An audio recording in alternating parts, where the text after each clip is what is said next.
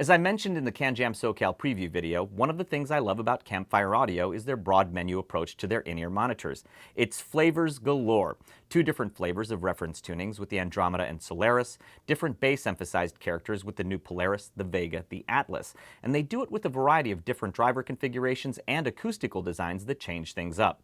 Stopping by their exhibit to sample it all at CanJams and other audio shows is always a fun adventure and something you can spend a lot of time doing. Released a few years ago, the Campfire Audio Andromeda has become a bona fide legend in our community. I can think of few products in our community that have had more across-the-board love than the Andromeda since its release. And with such wide and varying individual sound preferences, such a level of near-universal praise is far from typical. Now, I think what makes this possible with the Andromeda is what I've referred to as its safe tuning, a tonal balance that crosses a slew of different personal preference boundaries. And the Andromeda is safe without being prosaic, helped along by an open, airy sense of imaging for something that's closed. Changing things up a bit, when Ken Ball from Campfire Audio contacted me some time ago to tell me they decided to work on a different IEM configuration based on the drivers used in the Andromeda, he had my attention. So the original Andromeda is an all-balanced armature design with dual low, single mid, and dual high drivers. Ken told me this new model they were working on used the same drivers, but added another set of dual low drivers for a total of 7 drivers. Now, in case you haven't been keeping a tally, that's 4 low-frequency balanced armature drivers, 1 mid-range armature, and 2 balanced armature high drivers using their tuned acoustic expansion chamber design.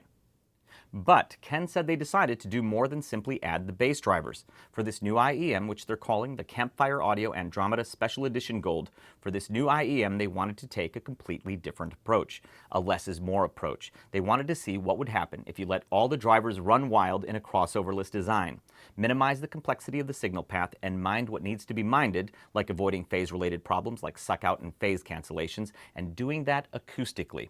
Avoiding phase-related issues was all done via elaborate 3D printed acoustic plumbing exclusively. Again, there are no crossover components in the new Andromeda Special Edition Gold. Essentially then, the Andromeda Gold is a crossoverless design. Ken told me he'd release more details about how it all works in there. I don't know if he meant privately or publicly, but I'm looking forward to getting a peek at what's going on. They wanted to know what I thought of it, so Campfire Audio sent us an Andromeda Special Edition Gold. Now, I may not know the details of what's all going on in it yet, but I don't need to know that to listen to it, or to measure it for that matter, which I also did. More on that in a bit. Now, in our discussions leading up to them actually sending us one, Campfire Audio had mentioned to me that the Andromeda Gold sounded more V-shaped than the standard Andromeda, and rather like a different model altogether in some ways. Perhaps it was the mention of V-shaped, but I thought I'd be hearing something with the bass of their Atlas IEM, an ultra-energetic physical bass to satisfy the audiophile bass heads among us, which I am some of the time. What arrived, though, was something that rather surprised me. They were definitely right that it didn't sound exactly like an Andromeda. They could have named it something else, sure. But the Andromeda Gold also doesn't abandon some of the green Andromeda's key characteristics, like the wide open-type imaging and the engaging mid-range. The bass is definitely more subdued than the Atlas or Vega-style bass I was expecting. It's actually rather like the Andromeda down low and linear, but clearly with more lift and more presence and oomph in the bass. I quite like it. They also tuned the Andromeda Gold with more high-frequency energy to balance that low-end lift, and it makes for a more exciting listen than the standard Andromeda. If you felt the Andromeda shy of excitement up top, if you wanted a bit more bite and clarity, you've got it.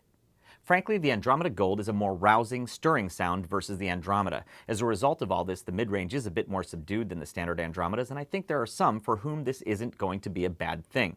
Again, they could have given this an entirely new model name, but at the same time it also makes sense that it's considered a special edition model built on the Andromeda platform. Now, if the green Andromeda was a bit too safe for you and the Atlas and the Vega too bass aggressive, then try the Andromeda Gold. While I'm showing you measurements, I wanted to point out something else. One thing I've noticed is that over the years, Campfire Audio has consistently had extremely precise left-right channel matching with their IEMs, among the best we've ever seen here. However, when I put the Andromeda Special Edition Gold on our Gross 45CA fixture, I was still shocked to see this. This is the closest left-right channel matching I've ever seen on any headphone of any type. Now, in case you're thinking that's because I'm using 1/12 octave smoothing, it's not. Here's that same graph without any smoothing at all.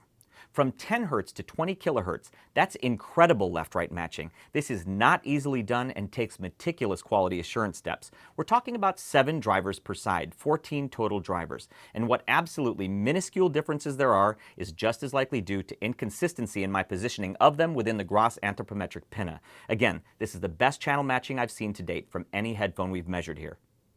One more thing I do want to point out, and this is definitely a caveat you'll want to pay close attention to, is that the Andromeda Gold has even lower impedance than the standard Andromeda. Campfire Audio told me the regular Andromeda has an impedance of 16 ohms at 1 kHz, and the Andromeda Gold is at 8 ohms. Key takeaway from this: unless you enjoy the frequency response variations that'll come with devices with higher output impedances, I'd strongly suggest you use a player or amplifier with near zero output impedance with the Andromeda Special Edition Gold. I've been using it with the ridiculously capable iBasso DX220, one of the most sought-after, most respected premium players with the high-end portable audio enthusiasts among us. In addition to sounding gorgeous and being dead quiet, the iBasso DX220's stock amp module has an output impedance of only 0.3 ohms, so we're good there.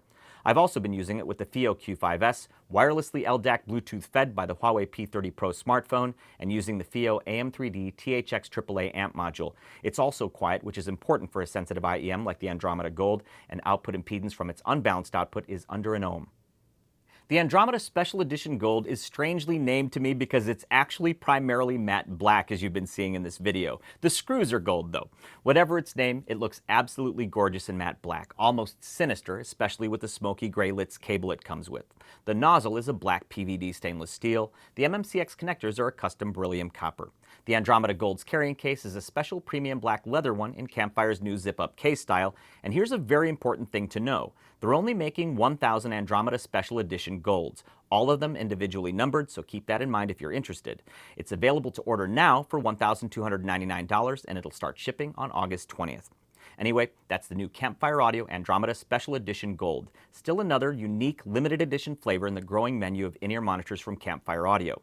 Thank you for watching this episode of HeadFi TV. We'll see you in the next episode and in the discussion forums at headfi.org.